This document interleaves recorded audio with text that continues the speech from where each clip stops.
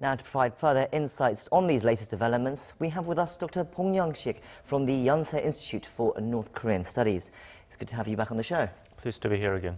So Trump has reiterated that he's still planning ahead for a summit with Kim Jong-un for January and February. As the report says, some watchers are saying this is a positive sign. Do you still see it that way as well? It's a positive sign, but we have to take his comment as it is. He confirmed that he is willing to meet Chairman Kim Jong-un for the second time in principle as soon as possible, probably early next year in January, February. So the situation is quite fluid.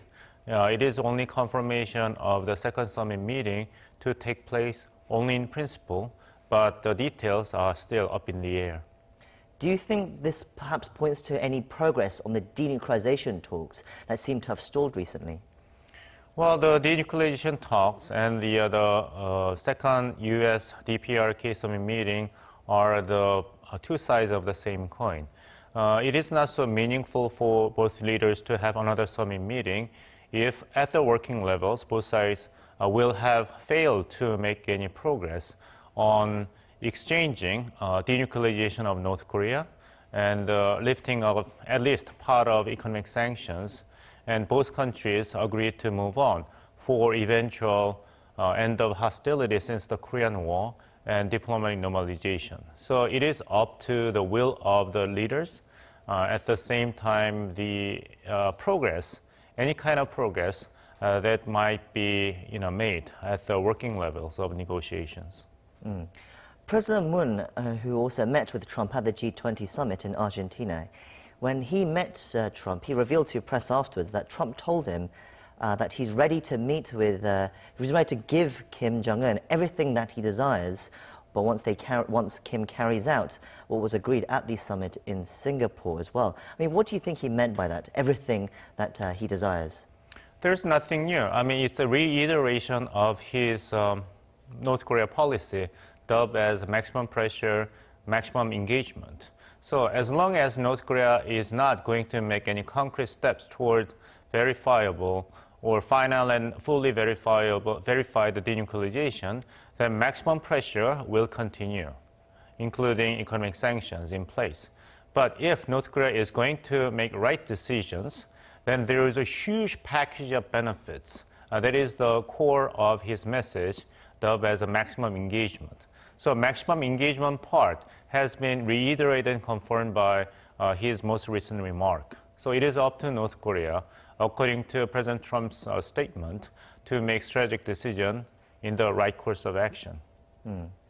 At the same time, President Moon has also said that the possibility of Kim Jong-un visiting Seoul within this year is still open, and then that there is now, but there is only a month left. I mean, do you think it is possible? I mean, why do you think Moon is saying these comments? President Moon Jae-in himself described the possibility as, well, possibility, right? He just left it open that way. I think the chance for Chairman Kim Jong-un to make an official visit to Seoul before the end of this year is not as likely as Santa Claus is coming to town before the end of this year. Because there's not much to gain for Kim Jong-un to come to Seoul without any assurance made by both South Korea and the United States that if Kim Jong-un coming to Seoul for return visit, summit meeting with South Korean president, then the lifting at least part of economic sanctions that have been strangling the national economy in North Korea will be lifted. But very disappointing to North Korean leadership, I think. The agreement forged by President Moon Jae-in and President Donald Trump in the sideline of their meeting, of the G20 meeting in Argentina, is that until North Korea is going to make concrete actions of denuclearization, all economic sanctions, maximum pressure will remain in place. So without the prospect of economic sanctions to be lifted after his visit to Seoul, then Kim Jong-un does not see the necessity to use one of his biggest and most effective strategic card, towards South Korea and the United States. So I don't think there's enough incentives for Mr. Kim Jong-un to use this strategic card of coming to South Korea.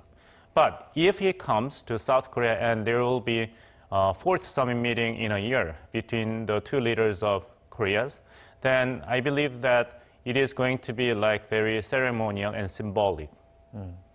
Well, you don't seem very hopeful for this to actually be happening. But then why do you think President Moon made these remarks? I mean, they are quite odd in a way that he's come and said, the door is still open, we'll see, it's going to happen. Do you think he might have met Trump in Argentina and they had some sort of discussion about this where Trump maybe perhaps gave his blessing? Is there any kind of suggestion that something like that happened?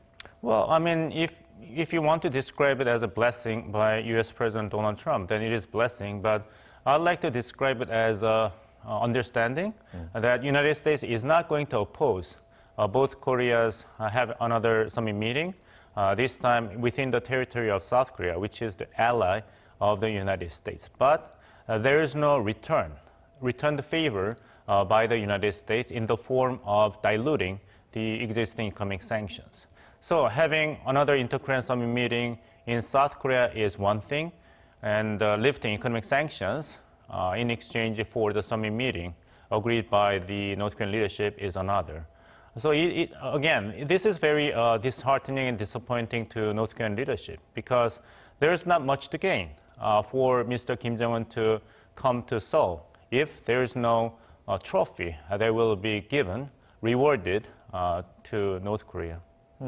So, as you said, the President Trump has put the ball back in the North Korea's court.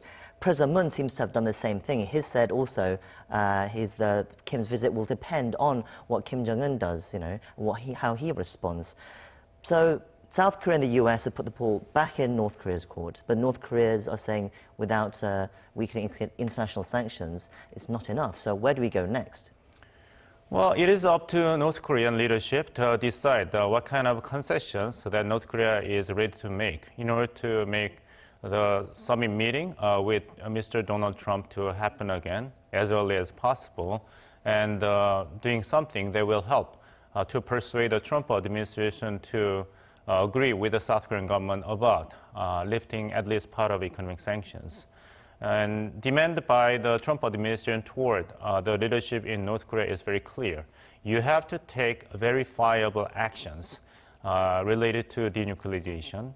So a dismantlement of the Punggye-ri and the Dongchang-ri nuclear test and missile test sites are not enough. But North Korea has been in refusal to take additional steps until the United States will make its own concessions for North Korea. So it explains why there has been long-standing stalemate between North Korea and the United States. I mean, do you see any hope for these kind of meetings to happen in the next few months? I mean, especially as someone working in the news media, I'd like a bit of heads up to see, to prepare for these if we can. But what do you think is the possibilities of these happening?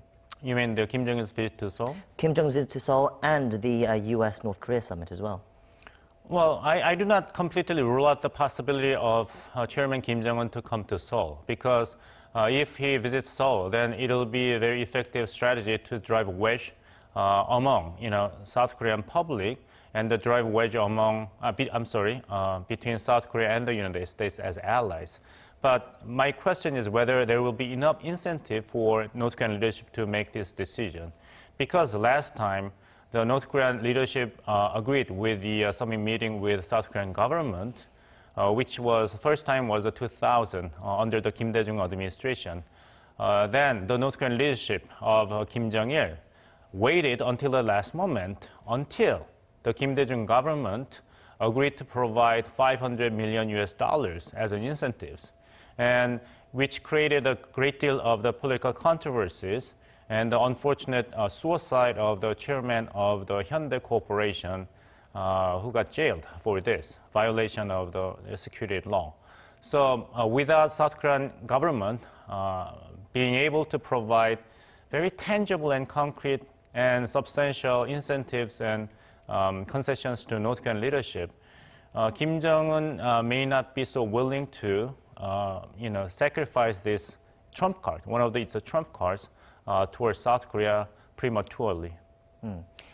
Let's move on to seeing what's coming out of the noise coming out of North Korea as well. So, a North Korean propaganda website has called for South Korea to stop all joint military drills with the U.S. completely. Now, this seems to be coming in response to the two allies saying that they will scale down their annual exercise, the Fall Eagle, and in the spring next year.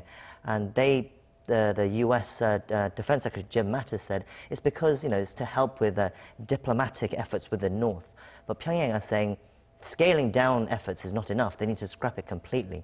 I mean, do you think this, why do you think they're coming up with this kind of comments? It's North Korea trying to play the eye for eye, ear for ear strategy toward the United States. It's like saying to Washington that if you want complete and verifiable, irreversible dismantlement of our long-range missile test sites and the nuclear test facilities, then you have to take similar actions with regard to your regular joint military exercises in such a large scale with South Korean military. So scaling down would not satisfy us, our expectation, as well as just like scale down our missile and nuclear activities will not satisfy your expectations. So it's a kind of a quid pro quo, eye for an eye strategy taken by North Korean military and the government. And meanwhile, finally, Kim Jong-un had not been seen in a couple of weeks, but he made his first appearance on North Korean state media in about 13, 14 days. He was reported to have visited fisheries and shoe factories and among other sites. We don't know exactly when these visits took place because the North Korean state media doesn't necessarily specify. But what should we make of his disappearance and reappearance? Or is that something that we normally find with Kim Jong-un in North Korean media? I believe that Mr. Kim Jong-un is under a tremendous amount of stress in the last month of 2018. Just like us, we have a lot of backlogged activities and tasks to fulfill to meet the deadlines before this year, 2018, will be over. So he must be really busy and stressed out to prepare for the content of the New Year's message in 2019 to the nation and the world. It'll be a very agonizing and difficult process for him to decide what to be included in the New Year's message that must be announced on the first day of 2019, which is less than a month away. So I believe that he must be really stressed out and busy, deciding on the content of the New Year's message. Can you explain a little bit more before we go about that New Year's message? Because, can you explain the significance of it? For some of our viewers who might not be aware, North Korea always their leader has this New Year's Day speech. What more can you tell us about that?